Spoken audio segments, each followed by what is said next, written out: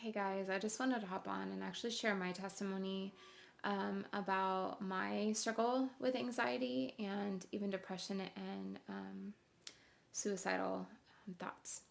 So I'm going to work backwards and come forward, go from the past into the present. When I was 19, I came home from Florida. I worked for Disney, and I was very much a performance based kid. And I left with everybody thinking that I was going to have this dream come true. And ended up coming home at 19 feeling very much a failure. It's the first time I'd ever quit anything in my entire life. It's the first time that I had ever really not succeeded. And that was a hard and low blow. And also at the same time, I had some people in my life who were actually verbally and emotionally abusive to me.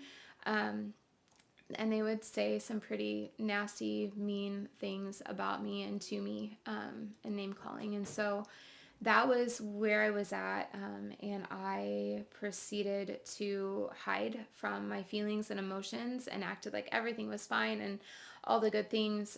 But I hid a lot of it through drinking and partying, which just put me down even more into a spiral of depression.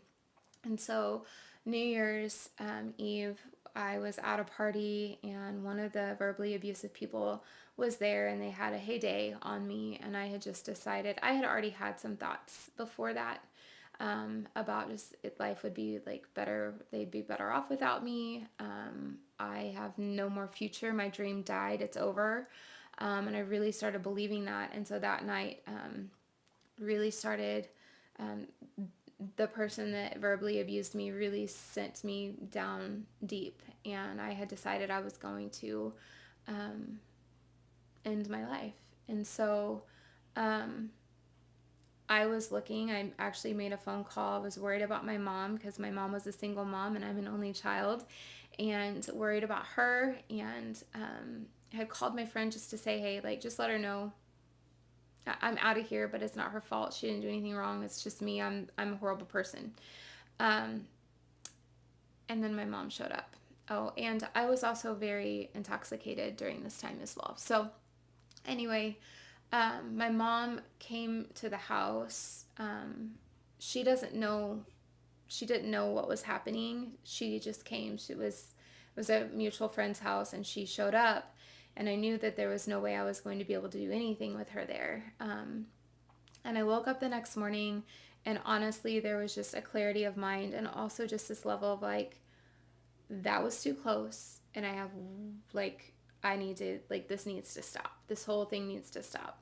And so I decided to stop drinking and start to really kind of get my life back together. I did not pursue Jesus at that point in time. I wish that I could say that that was a part of this testimony, but it isn't.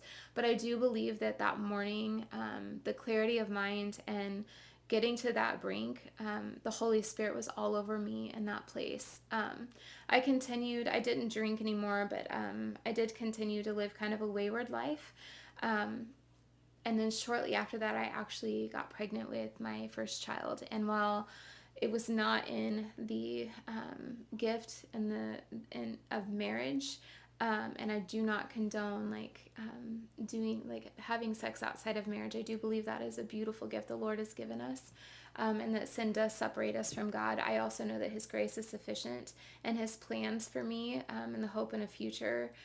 He gave me my child at this time. It was not a mistake. She was not an accident, because it just furthered me in growing and finding Him again and becoming. It was a part of His purpose and plan of me being a mom. And so, had I ended my life that night, had I chosen to go down that and complete the plan that was in my mind, I wouldn't be a wife of three kids, or a wife of a wife to an amazing husband, nor would I be a mama to three beautiful kids, nor would I be doing all the most. I'm still in awe over what God is asking me to do and allowing me to do for His kingdom. I wouldn't be sitting here today making this music. I wouldn't be sitting in this room Side note, I was putting my room together the other day, and I just took a step back and I looked, and I have a keyboard and I have two guitars and I have this recording stuff in my house. Would have never imagined or dreamed other than what the Lord did and how he worked.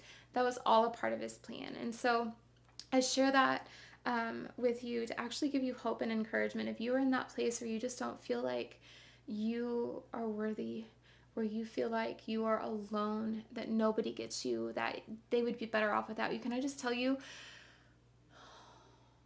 nobody would be better off without you. I've actually had friends that have committed suicide, and I am still devastated that they're not here with me. So just know you matter and that you are loved and that we are here for you. And God has a beautiful plan for you, a plan of hope and a future. And my story, I hope, gives you encouragement. He has good things in store for you. If you need help, do not hesitate to reach out and ask. We have a full-time counselor that just loves Jesus and would love to help you. We would love to pray for you. If he's not somebody that's available for you, we would love to find somebody for you. But you have a hope and a future, and God has good plans for you. So I just wanted to share that with you. And then the other part, anxiety is always, I struggled with anxiety my whole life. When I was in first grade, I would have panic attacks before going to school.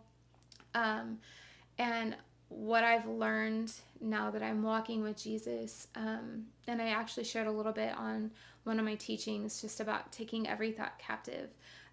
My anxiety manifests in control.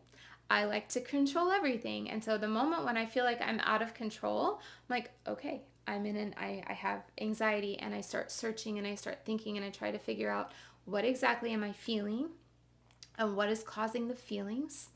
And then I go to Jesus and I say, I'm feeling this way and I need to seek your truth. Give me your truth and your wisdom. And in that, I also renew my mind. So until I get to heaven, because I'm in a broken, fallen world, I think there will always be that level of anxiety that's at some point in time that spikes.